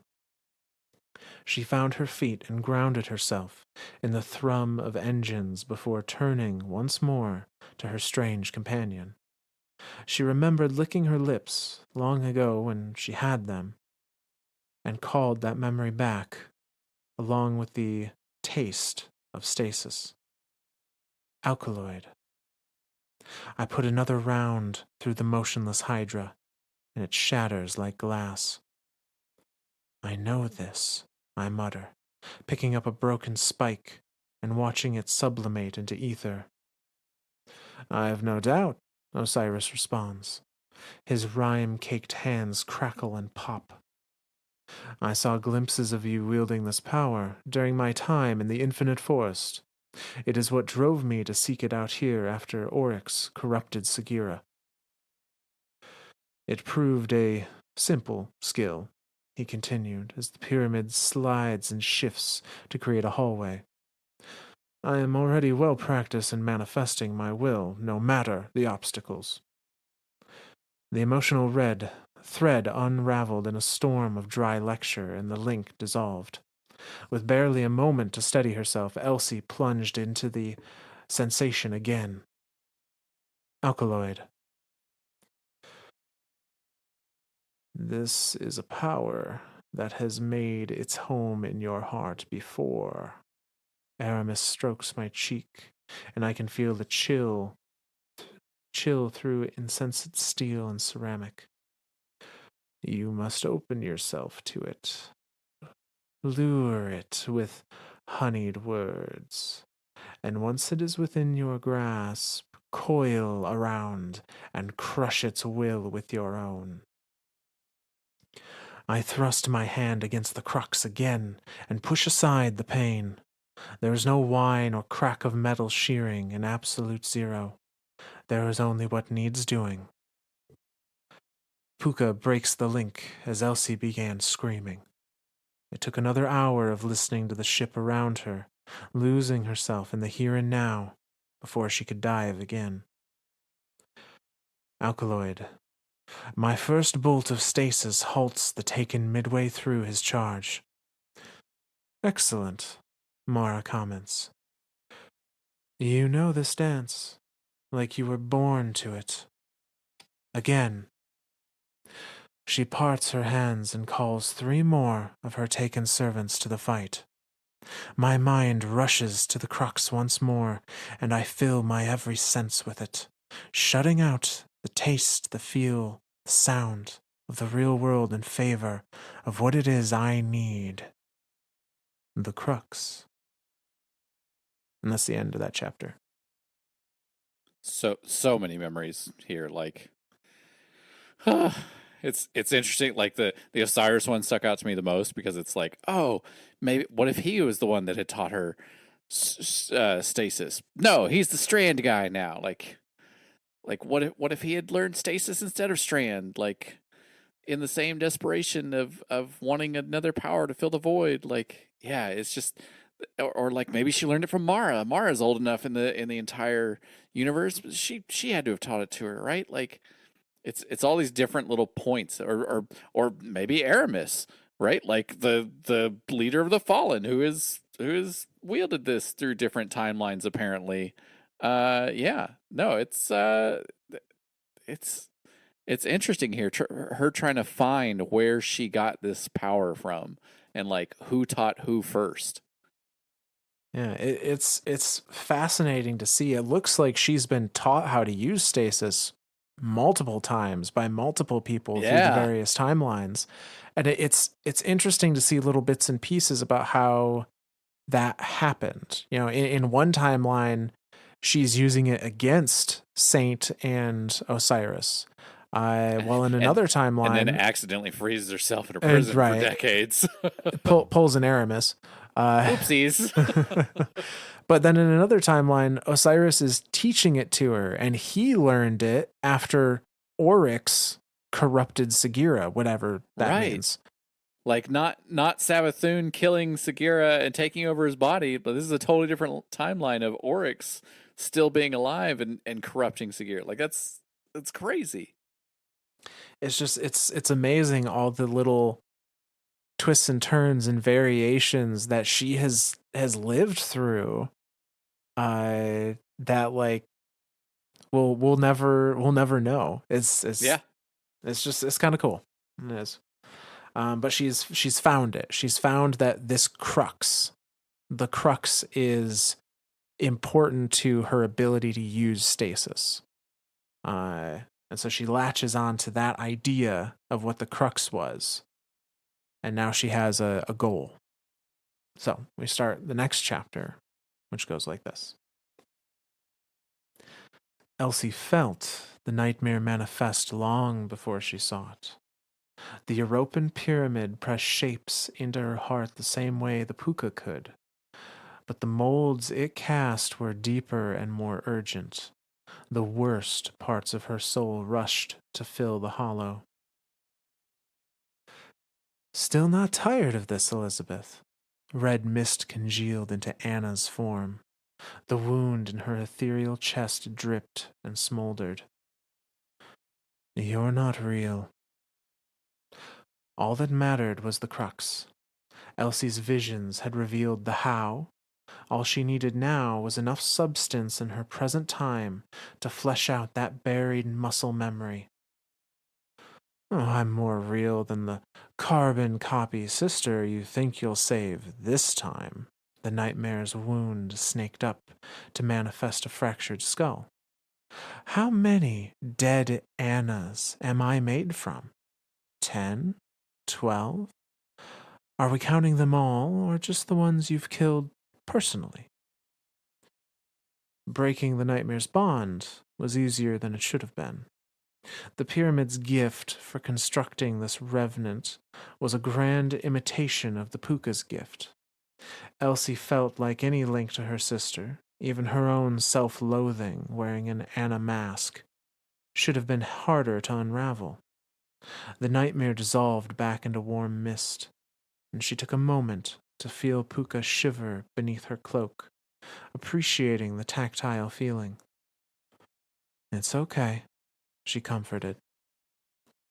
The pyramid slid doors and realigned hallways, trying to keep her from its beating heart. It knew she was here too early this time. She'd walked these halls time and time again to pull stasis from the crux like an Excalibur of personal hell. But always, someone else had found it first. Always, they taught her the secret she already knew. Always, they fell to the seductive whispers on the other side, and she stood as the lone soul uncorrupted by the exposure. Or at least, she was the only one who recalled feeling guilty for allowing it. Puka led the way. It could sniff out the stagnant pools of darkness as easily as it could root out Elsie's buried emotions. Trauma smelled the same whether it was at the heart or hanging in the air, Elsie supposed. Dream logic and half-forgotten memories made for a passable map in Elsie's mind, and despite the structure's efforts, she found her way to the pyramid's heart and the empty plinth where the crux should have stood. Finally ahead of the game, and still too late. And that's the end of that chapter. Well, dang. So yeah, it's all of the the nightmares being the pyramid ship's security, what would you call it? Security measures, I guess, Yeah, kind of. uh, to kind of keep people out of it, are activating and making, like poking at her thoughts and poking at her feelings, using this Anna, this nightmare Anna to kind of like shove at her. But she's gone through so many timelines and so many emotions now with the Puka that she can now disconnect pretty easily. Like Yeah. having found the Puka, she is now more attuned to these nightmares and being able to just shut them off and walk past them than I think any other person that exists in Destiny. So yeah, and then she gets to where the crux should be, and it's gone. Yeah. After all that turmoil she put Yeah, herself through to have this not be there, uh, was a very bitter feeling. But not all hope is lost. And we see in the next chapter here uh, that she is very happy she brought the puka along. So it goes like this. Shock had taken hold, and Elsie wasn't sure how long she'd spent staring into the shadows. The gentle sound of tapping, like steel rapping against stone, guided her back to reality. When awareness finally crept from subconscious to conscious mind, she turned to watch Puka shove and roll an iron scrap across the floor. Is there anything you won't make a toy of, Puka? But Elsie felt the shadows grow long as she walked over to investigate. The scrap glistened wrong in her flashlight's beam, and as she bent down close, the iron, no, not iron, something not quite metal, was cold in a way no physical object could be. The crux was broken, or maybe was never whole in the first place, in the way that solid matter should be. The shard that remained held darkness, just a fraction, but to someone who had spent a dozen hazy lifetimes mastering how to use darkness, it was an oasis in the endless expanse of light. She reached her will into the shard, and a part of her reflectively shuddered, awaiting a pain that never struck, or a sound that was never heard.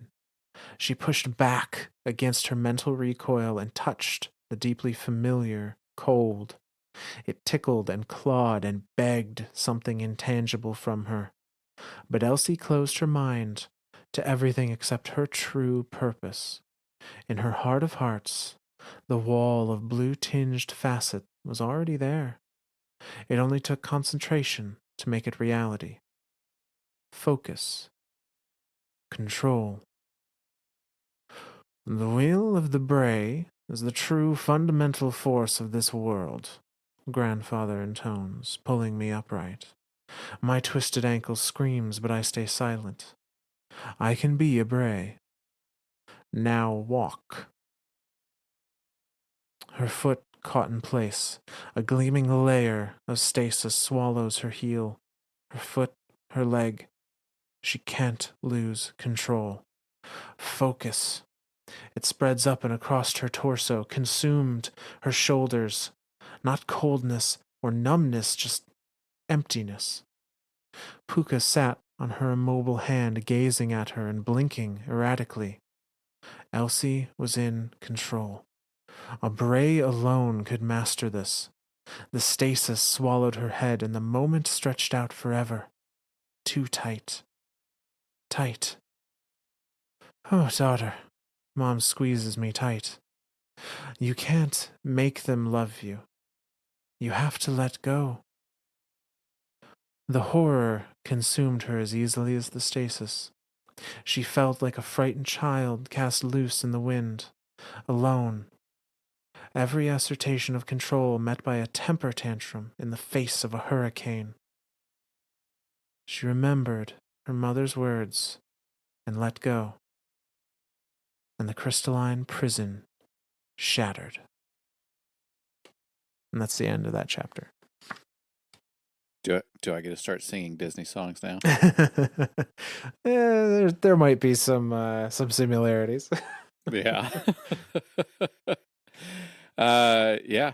So there it is. She's taught herself stasis by way of reliving different timelines where she was taught stasis. Yeah, kinda. That's kind of fucking cool. But like confusing as shit. Like, you want to talk about well, I guess it wouldn't be paracausal. It's a paradox is what it is. Like, Yeah. she learned it. It's literally it's Saint Shotgun. Like, the whole thing with Yeah. Saint Shotgun, Perfect Paradox, is he gave it to or he left it.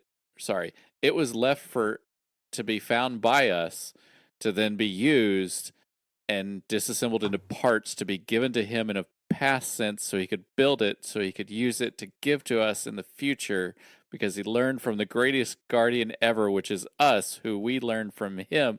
Yeah, that's confusing as shit. This is exactly what's happening here with Elsie and Stasis.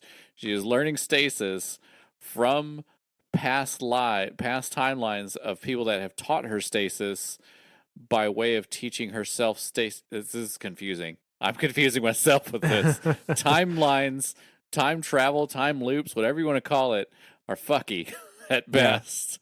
Yeah. And we're seeing that all play out right here. Just a bit. Yeah. But that idea of like, just let go, stop trying to like compartmentalize and focus everything into exact control things. Like, no, let it flow. Let it go through you. Let it, let it do what it's going to do, and move with it. And it's the same thing that Osiris tells us with Strand, of like, it's not a control thing. It's not a like hold tight and pray. Like, it's a ebb and flow. It's a movement. It's a river. I really like that idea. That's really what we see with darkness powers, is this river, right? Like this ebb and flow. Whereas like light seems to be like this exact control of like, summon a Nova Bomb, boom, summon Arc Fingers, do, like it's all this exact control stuff. Whereas darkness is very much like the flow of don't try to grasp too hard, or it's going to slip through your fingers or control you. Mm-hmm. So yeah.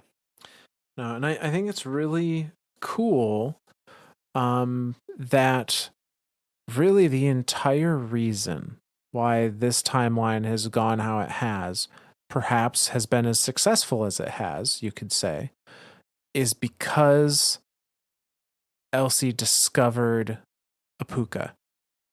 Yeah. Without that puka, she would not have been able to relive those memories and remember what, this power that was so important, and where it was, and how to use it. And like, and she states in Lightfall that like Neomuna is a new place for her. When Osiris was talking about there's a colony on Neptune, like she didn't know about, she had no info about it either from any of her previous lives. So this is an entirely new, and it's really interesting to see that the puka had that big of an influence, that we literally would have never learned stasis. Our guardian would have never learned it if not for this puka allowing Elsie to relearn it. Because that's the key too, is that like Elsie throughout all these timelines, and she says it in one of these entries, where she's like, she's the only one that isn't corrupted by it. Right. So therefore, she has to be the first one to learn it in this one, so she can teach people how not to be corrupted by it. So we don't get dark guardians. So we don't have a bunch of guardians just succumbing to the darkness of stasis and running willy nilly all over the place. So yeah, it's all of this timeline is a new thing to her, and it's kind of cool. It is. It really is. So that brings us to the final chapter and final reading for this episode, um, which goes like this. Elsie sat in the dim silence, for she knew not how long. Puka wrapped itself around a mechanical arm and purred, but Elsie couldn't find the will to nuzzle back. Instead, she carefully wrapped the shard in her hood and tucked it securely into her pack. Words hadn't saved her, nor her mother's faith in her. It was then that she realized stasis thrived off her need for rigid order, to fit foregone conclusions and scientific principles into the messy abstract of creation. And when she lost herself to purpose, stasis happily consumed all she was. Only that brief admission that the universe was outside of her influence, surrender, had broken her bonds. Stasis wasn't the sum total of darkness any more than arc was light. It was an aspect, a shape, a tool. Every sword was made from iron, but not all iron was swords. Stasis was the tool forged by control and focus, and to her shame, she couldn't imagine what else could spring forth if any other force in the cosmos drove her forward like that singular need for control. What other abilities, what shapes and tools could be forged by deference or compassion? What could she have done, she realized in dawning horror, if she loved and relied on Anna beyond the way that she had needed to control Anna? Dread crawled up her spine. She knew what she needed. Allies beyond her control.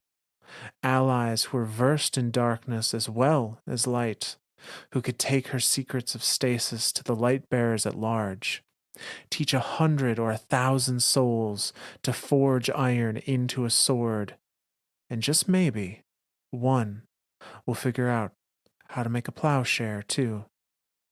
She'd never tried it before. It was something new. And perhaps Anna needed to know that there was a place for her, saved on Elsie's ship. And that is the end of that book. Oh. Oh. Such a good feeling. I like when we end on good feelings.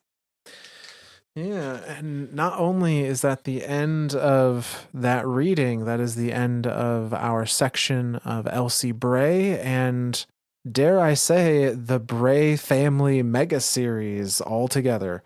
Everything. We've covered it all. We've done everything. We've done Super Past with Clovis and the Exos and a little bit of Vex. We've done Super Past with Willa and her stealing of Siva and creating whatever that is now.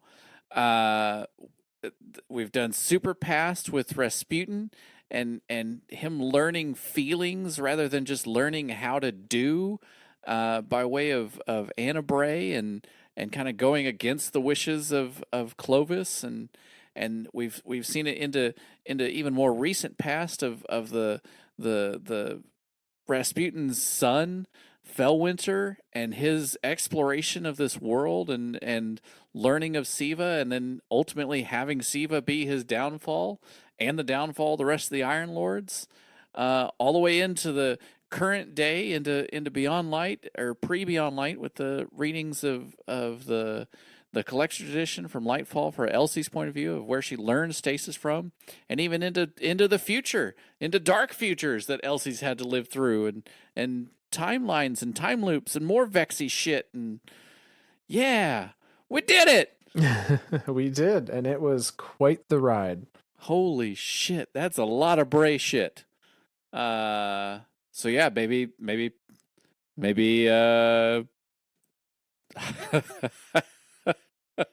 I hate to say it, but maybe Clovis won. His legacy has it worked. I don't. In a way, I don't I know. guess. Shit, like. Yeah, no, I'm super excited. We finally got to talk about all the Braves. In my opinion, or at least maybe not my opinion, but like to me, all the Bray stuff has been like my most excited stuff. I love the Bray stuff. That's probably one of my favorites subjects throughout all of Destiny. Like just the idea that something can exist throughout multiple eras of time and still have an impact. To look at something and go, that's Bray tech. That's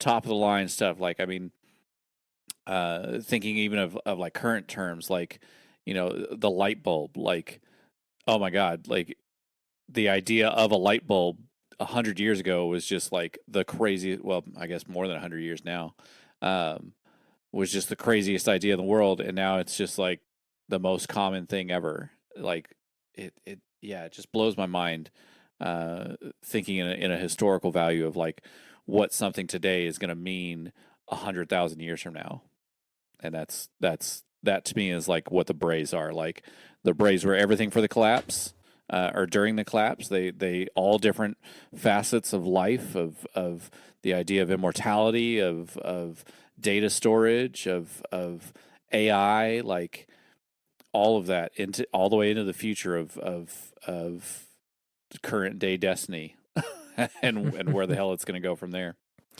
Yeah, and I think it's safe to say that no single group has touched the world of Destiny in as many meaningful ways, directly or indirectly, as the Bray family has. Yeah.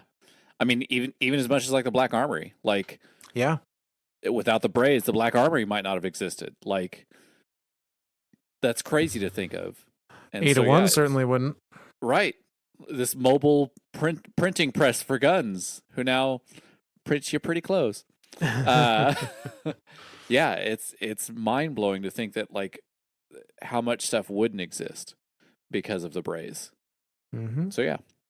From there, I guess we got shout outs. We do. We've got a couple shout outs tonight. So the first one is coming to us from a Apple Podcast review, where they were very kind enough to leave us 5 stars. Thank you very much. This is coming from Joel Just, who says, I'm 1 episode down in your podcast, and I'm already excited to hear what happens in the dark future story. I plan to play and save the lore. I play to play and save the lore for when I'm working or driving or level grinding, and it's more in depth than Bife. Granted, I only listen to his big videos, but I love the way you tell the story. Keep it up. We'll definitely be continuing to listen in the future.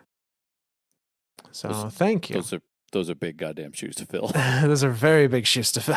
That's bold move, Cotton. Let's see how it plays out. But I am, it's always humbling to hear anyone have think as highly of us as some of the big uns in the lore community. Yeah. So Bife has a lot of he's got a lot of good videos. Like Bife was who got me started on lore, and like I was the same way as a lot of our listeners are. Like I used to drive an hour and a half one way to go to college, and on the way there, that's what I listened to was Bife videos, and then on the way home, listen to Bife videos.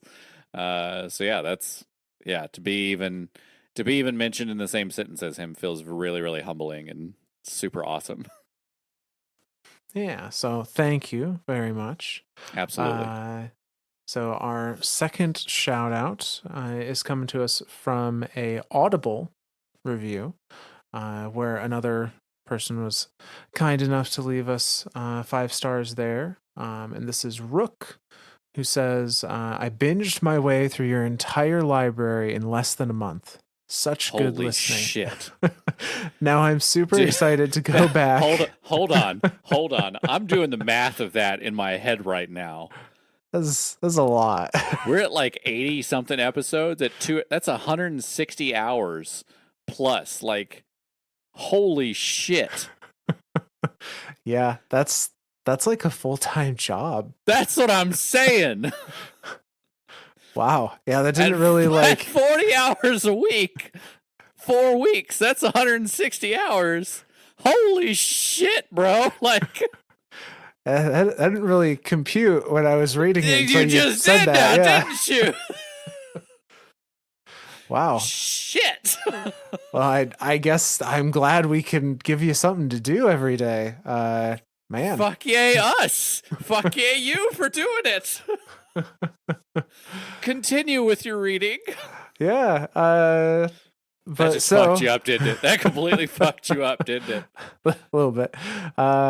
So they continue to say, I'm super excited to go back and listen to my favorite subjects in specificity.